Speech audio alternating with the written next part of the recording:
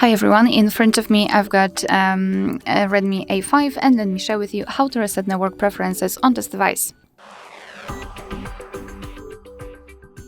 So let's start with opening the settings, and here we have to scroll and find the system. Then let's scroll and find reset options. And at the top we've got the option which is divided into two different options, so mobile network settings and Bluetooth and Wi-Fi. So mobile network settings could be useful, for example, if something is wrong with your SIM card and your device did not see it or something like that.